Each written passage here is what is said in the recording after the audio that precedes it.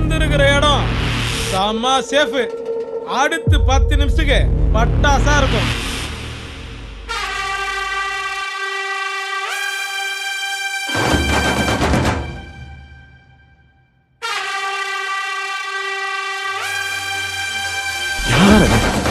பத்தி மேரா பத்தி தளபதி.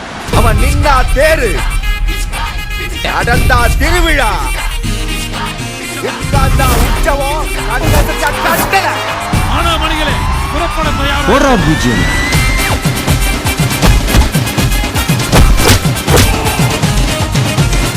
ஏய், நம்ம பேச்சு மட்டும் தாண்டி சைலண்டா இருக்கும். ஆனா அடி சரவெடி.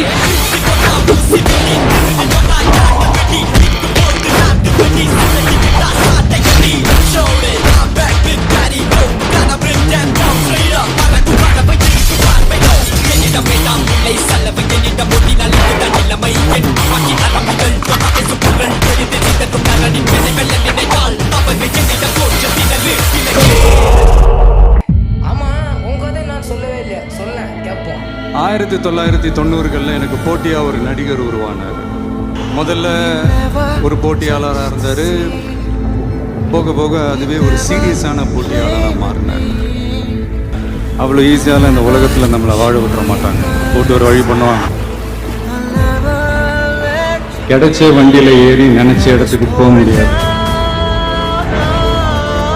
நமக்கான ட்ரெயின் வரணும்னா நாம பிளாட்ஃபார்மில் நின்று தான் ஆகணும்.